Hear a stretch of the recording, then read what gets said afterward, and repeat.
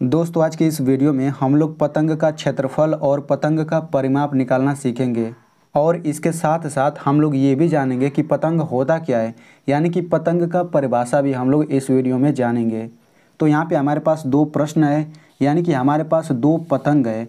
हम लोग इन दोनों पतंगों का क्षेत्रफल और परिमाप निकालेंगे और वीडियो के लास्ट में आपको बिल्कुल ऐसा ही चित्र दिया रहेगा और आपको उसका क्षेत्रफल और परिमाप निकालना रहेगा। तो फिर चलिए वीडियो शुरू करते हैं। तो सबसे पहले हम ये जान लेते हैं कि पतंग होता क्या है। तो देखिए, पतंग का परिभाषा होता है चार भुजाओं से घिरी हुई ऐसी बंद आकृति जिसमें दो आसन्न भुजाओं के युग्म बराबर होते हैं, पतंग कहलाता है।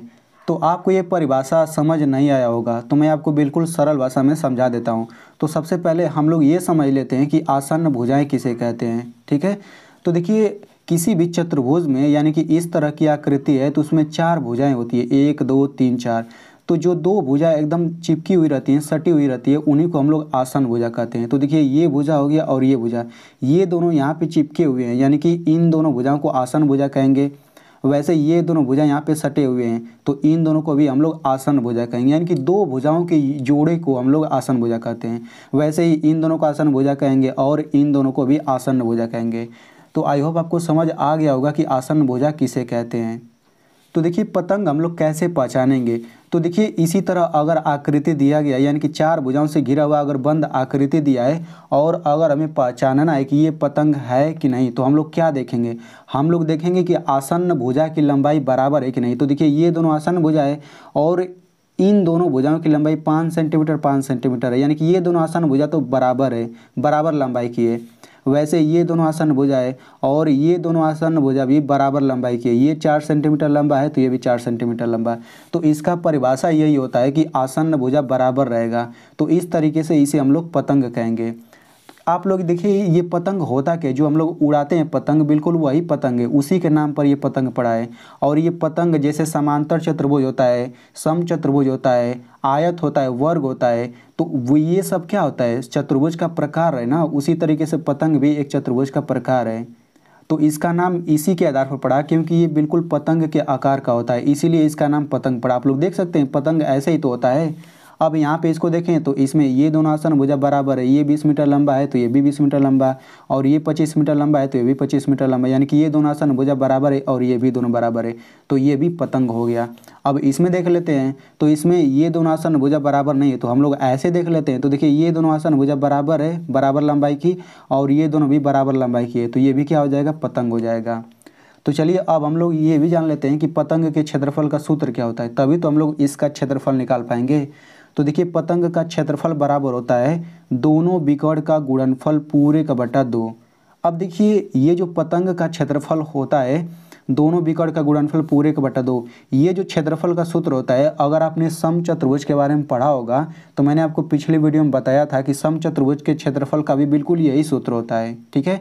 अगर आप सम चतुर्भुज के बारे में जानना चाहते हैं तो उसका लिंक मैं यहाँ पे दे दूंगा, आप लोग देख लीजिएगा। तो सम चतुर्भुज के क्षेत्रफल का भी बिल्कुल यही सूत्र होता है। तो देखिए, पतंग के क्षेत्रफल में ये बिकड़ आ रहा है, तो सबसे पहले हम ये जान लेते हैं कि बिकड़ होता क्या है। तो देखिए, बिकड़ क्या होता है, तो यहाँ पे आप देख सकते हैं ये पतंग है, इसमें अगर हम लोग इन दोनों कोनों को ऐसे मिला दें तो ये जो है ये पहला बिकड़ हो गया। अगर हम लोग इन दोनों कोनों को ऐसे मिला दें तो ये भी क्या हो जाएगा, बिकड़ हो जाएगा। यानी कि अगर हम लोग कोनों को मिला देते हैं तो ये बिकड़ बन जाता है। वैसे ही अगर इसमें देखें तो अगर हम लोग इन दोनों को मिला देंगे तो ये पहला बिकड़ हो जाएगा, ये दूसरा बिकड़ हो जाएगा, ठीक है। यानी कि पतंग में दो बिकड़ होता है और अगर हमें उन्हीं दोनों बिकड़ों का लंबाई पता है तो हम लोग उन दोनों का गुणा करके बटा 2 से भाग दे देंगे तो उसका क्षेत्रफल आ जाएगा। तो चलिए, अब हम लोग प्रश्नों को हल करते हैं। तो यहाँ पे देखिए, ये पहला पतंग है, तो आपने इसको पतंग कैसे पहचाना, क्योंकि इसमें देखिए आसन्न भुजाएं बराबर हैं, ये दोनों आसन्न भुजाएं बराबर है और ये भी दोनों आसन्न भुजाएं बराबर है, तो ये एक पतंग हो गया। तो हमें इसका क्षेत्रफल और परिमाप निकालना है। तो देखिए, क्षेत्रफल निकालने के लिए हमें बिकड़ों की लंबाई चाहिए।